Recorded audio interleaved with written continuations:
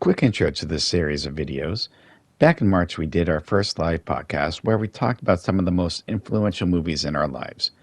We wanted to share some of our favorite moments from that podcast. If you want to listen to that complete podcast, the link will be in the description. And if you like what you hear, please subscribe to our channel. Now, onto the video. All right, so for my last pick, before we get to our number one, I'm looking more at my college days. This is when I was really getting into writing. Um, and I wrote a story which, afterwards kind of dealt with friendship and stuff like that, but it was a little bit different. It's like basically four friends falling in love. A newspaper called it, a love story from a guy's point of view. So I like a good buddy movie. And obviously, if people who know this well way back then, I know Matt Damon and Ben Affleck have changed a little bit, in their superstardom, but Good Will Hunting is such a fucking phenomenal Yes. film. They are both young. The fact that they both wrote this, I mean, whether or not Matt Damon wrote it more or not, I don't care. But they were pushing for this because at the time, I think Ben Affleck was really only in like Mallrats, and I think Chase and Amy came out. Matt Damon really only had School Ties. So they were doing things, but they weren't the superstars. But this movie, if I could focus on this, it's just such a well-told movie. I mean, you got Matt Damon, who's like a genius. He's always in trouble and stuff like that, getting beat up. And when they figure out he can solve these problems, the teacher gets his friend Robin Williams, and I love Robin Williams. There's so many films to go on, but to help him out, figure things out. But yeah, Ben Affleck is just the perfect friend as well. Well, no, because at the end, because they're Yes, yes. they're always there for mainly because you just want a friend that's there for each other, and they even when they're doing dumb shit or they make mistakes, they call each other out on it, but they're still each other. But yeah, Ben Affleck says the best 5 minutes of his life is or whatever is when he's walking up to get Matt Damon, and and I don't know Will Hunting, and like he doesn't want him to be home. He just wants him to be gone to live a better life because he deserves to be out there. Whereas Ben Affleck's like, I'm going to grow up here. This is my life. But there's another reason why I had to add Good Will Hunting, and it's more or less about Matt Damon and Ben Affleck. A few years later after this, and I don't know if you knew this, they ran a competition called Project Greenlight. Do you remember this? Yes. I So do. I do. me and my friend, who was more of a director, I was writing. We did a lot of one day book Oh, projects, yeah. and we did a Yeah. lot of stuff together. Hence why I think this budding friendship kind of, in a different way, we just always wanted to make movies together and stuff like that. But I wrote a script for this Project Greenlight called Sleep Pattern, which might Oh, come up in the topic down the road. Um, sounds like a suspense movie. Hold on. So you want to? Let me put it this way. No, no, no, no. This is gonna. I know we. I want to talk about this film, but real quick, this is hilarious, Soto. So before we get into it, I entered this contest, and what happens Hmm. is you read like other people's scripts, you rate it. You need to read three, but you can read as many as you want.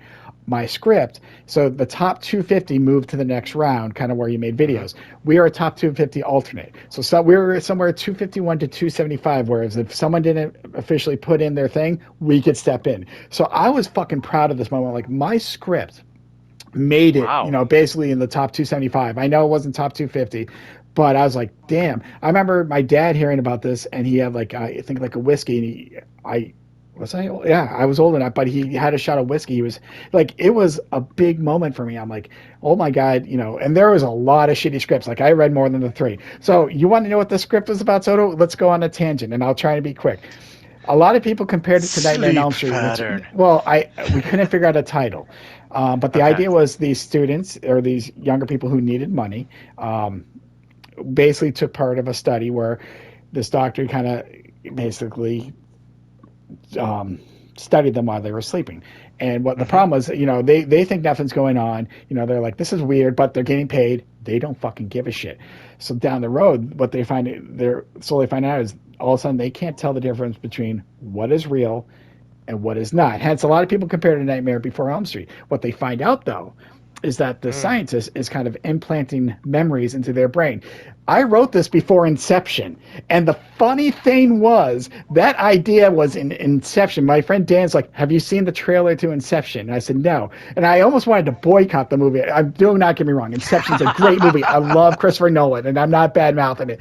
But this is in 2000. It was basically that the idea that he was putting thoughts, putting memories in these kids' brains, and they could not figure out what was real and what was not.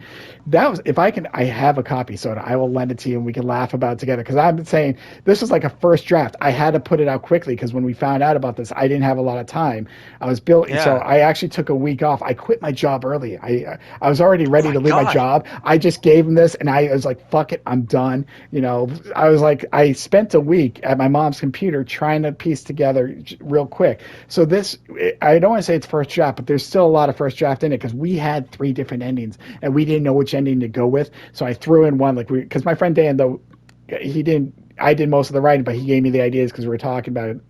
And yeah, so now we're going far away from Good Will Hunting, but the idea was, yeah, this scientist was kind of implanting things in their thoughts, so they didn't know what was real, they didn't know what was going on. And then, yeah, so when the idea of Inception came out, now, again, do not get me wrong, Inception is a great movie, but I laughed when it first came out. I'm like, I'm boycotting this movie. I don't want to see it. They fucking stole from me, which they didn't. He made it far and away better than I ever could have. Do not get me wrong. I'm not saying I wrote Inception before him.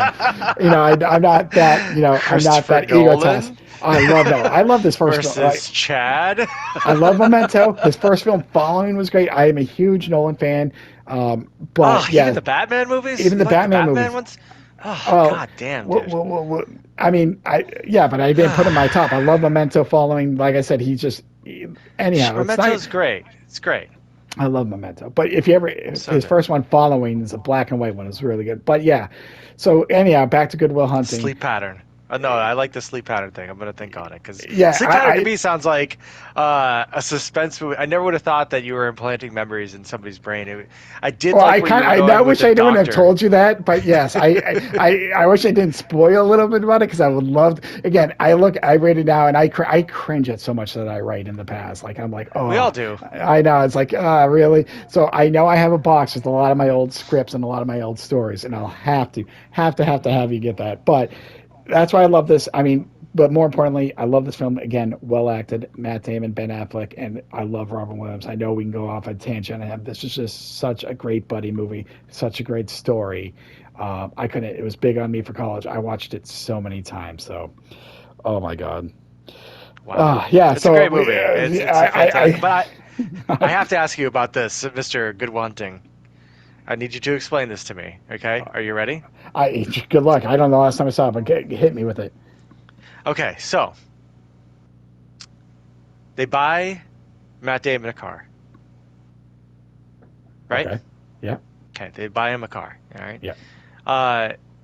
Why does he go to pick him up? And then he's surprised that he's not there. Bitch, you got him a car. Well, I think now he doesn't have to be home. So I think they got him a car mainly so he can do his own things, like take But mini why would he be drive off. surprised if he wasn't home? Because he doesn't have a car no more. He was happy. He wasn't surprised. If you remember at the end, he wasn't surprised. Why did he go pick him up if he got a car now? Because they're hanging out together. If me and you were going to hang out, are we both driving? If it was just me and you, like, hey, you're passing by me, let's go to the bar. You mind picking me up? You're going to pick me up. So are you saying that happened in the afternoon and not in the morning? I don't think they got him a car the same day. I think the car happened like before that. No, but I'm saying at the end when Ben Affleck goes and he's like going to go pick him up, right? Yeah, that's like in the morning. Afternoon? It's morning afternoon. Because if it happens in the morning, it's like, is he taking him to work? But if he's happening at night and he's about to go out and he's not there, then maybe that's a different story. It was daytime. So the sun was somewhat out. It could have been afternoon. Maybe it was early evening. I would have to rewatch the scene and I can give you an official answer. But until I cannot give you an official answer on that. To be continued on this. Breathe. I don't want this to be forgotten because this is a conversation I've had in my household and I don't know the answer. So I would love to hear what your answer is. Let me rewatch this. I'll have to rewatch the whole movie. I've watched scenes from it, bits and pieces. It's been a while since I watched it from start to be, We watch it every year on October 21st because that's when the 1975 World Series was. Mm-hmm. So every year, Sarah and I watch it, and it's one of our favorite movies. So obviously being from Boston and everything, it's just a great movie. Um, but we rewatch it and we've noticed these things, and then again, you rewatch movies over and over, and you're like, wait a second, what? Because he's like, if I go to your house and you're not there, like, oh, blah blah blah, you're Yeah, still but there, I'm gonna fucking kill you. Yeah. so you kind of know that more than I do. I will watch it and I'll see if I can do my best. But I don't think he was surprised he wasn't home. If he knocks, and he waits a second, he kind of smiles, and then he looks back to everyone and just kind of shrugs, and that's about it. Yeah, and then Morgan gets in the front seat and all that stuff, and they're like, Yeah, oh, I his guess little he's gone. Yeah, he's like, yeah, I get the front seat now. So Fucking Morgan. Can I get 2 beers?